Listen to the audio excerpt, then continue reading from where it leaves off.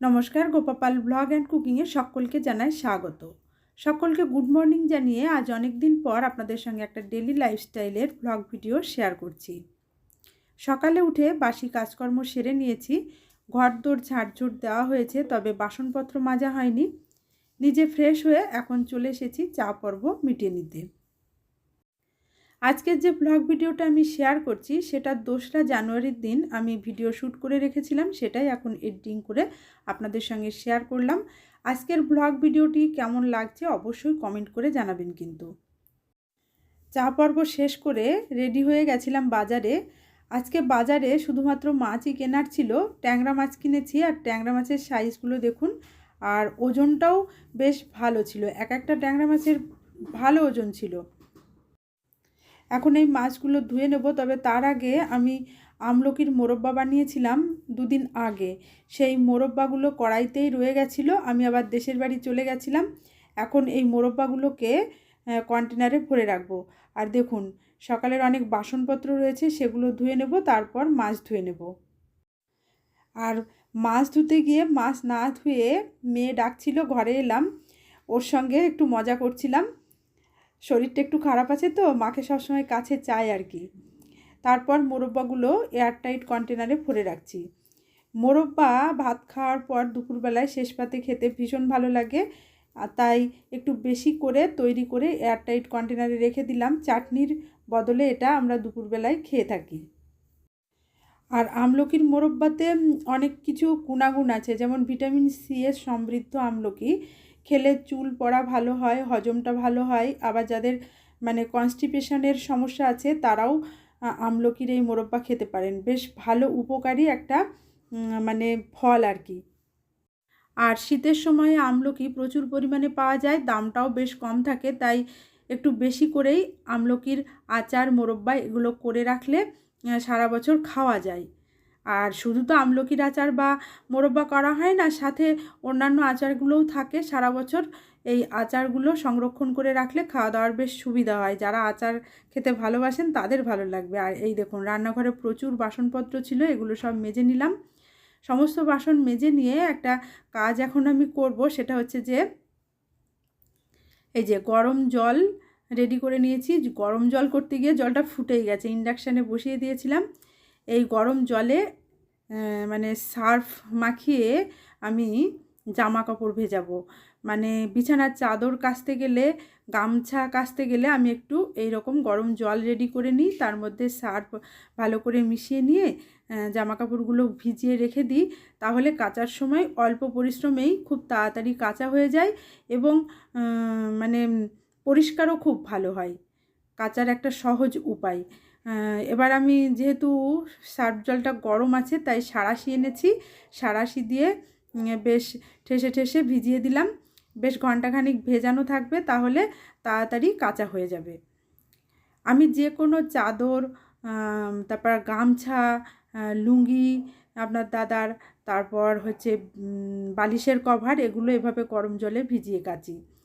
ওদিকে কাপড় জামা ভিজিয়ে রেখে এসে মেজে রাখা বাসনগুলো এখন ধুয়ে নিচ্ছি।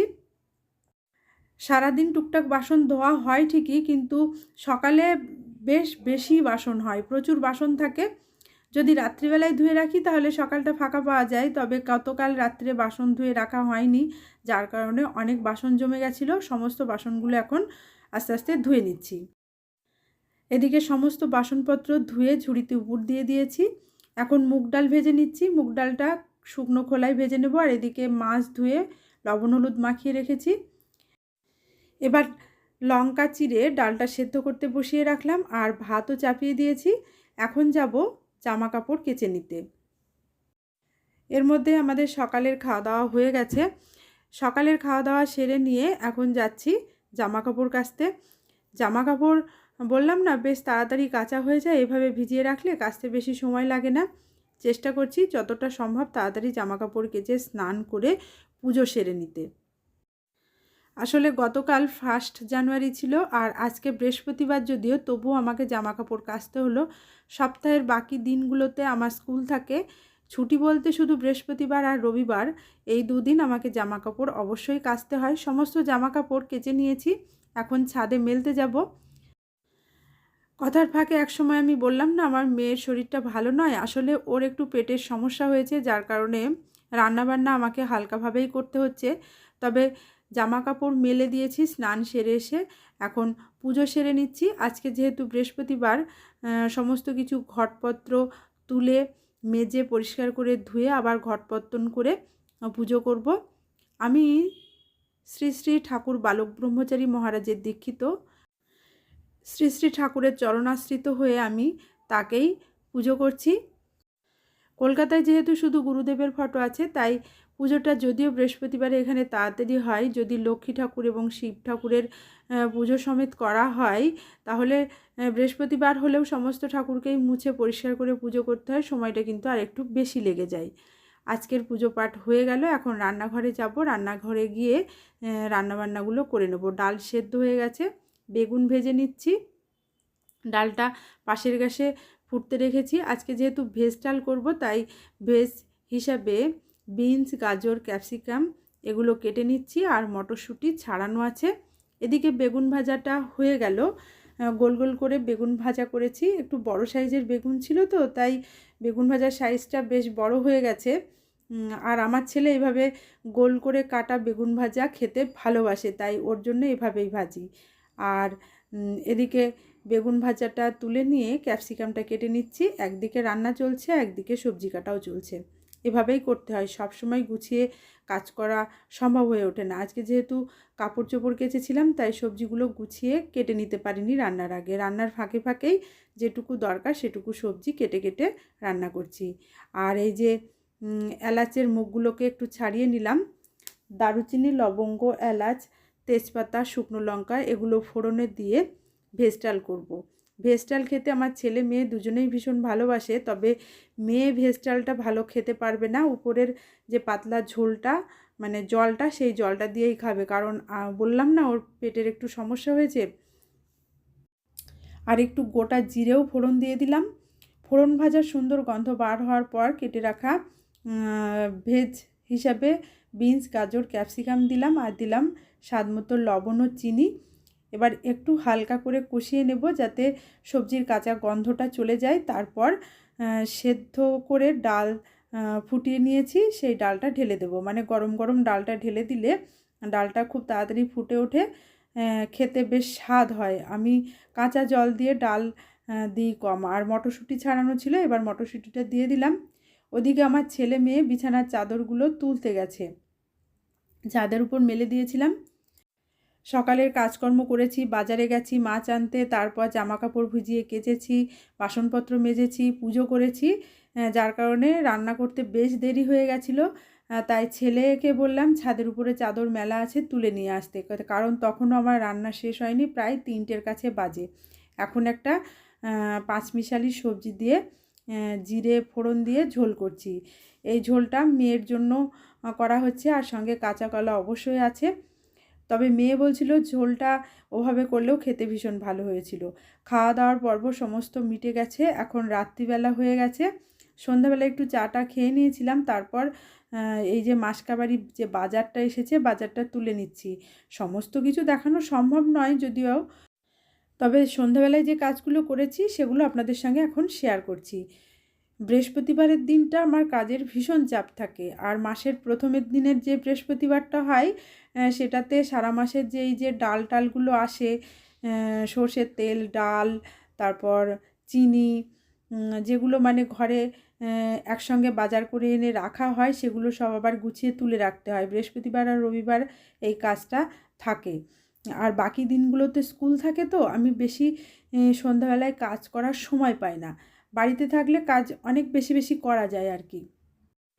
তবে এইটুকু ডাল আর চিনিতে সারা মাস চলবে না, যতদিন চলবে, তারপর আবার আনতে হবে, কারণ আচার করা, চাটনি খাওয়া আমাদের একটু বেশি, যার কারণে চিনিটা বেশি লাগে, আবার ডাল খাওয়াটাও বেশি, ডালটাও অনেকটা বেশি বেশি আমাদের লাগে। এখন রাতের রান্নাটা সেরে নিচ্ছি। কালো জিরে, কাঁচা লঙ্কা ফোড়ন দিয়ে লবণ হলুদ দিয়ে আলুটা কষিয়ে নিলাম। ডুমো করে আলু কেটেছি। তরকারিটা একটু বেশি করে রাখা হচ্ছে, কারণ পরের দিন আমার মেয়ে ছেলে এই তরকারিটা খাবে। রাত্রিবেলায় রুটি দিয়ে একটু খাওয়া হবে, আর তারপরের দিন ছেলে মেয়ে খাবে এই তরকারিটা। আর সকালে যে ট্যাংরা মাছটা দেখেছিলেন না, সেই ট্যাংরা মাছটা কিন্তু আজকে আমরা খাইনি আর কি। বৃহস্পতিবার আমরা নিরামিষ খাই, যার কারণে মুগের ডাল, বেগুন ভাজা আর পাঁচমিশালি সবজি দিয়ে একটা নর্মাল ঝোল হয়েছিল, সেটা দিয়েই খাওয়া হয়েছে।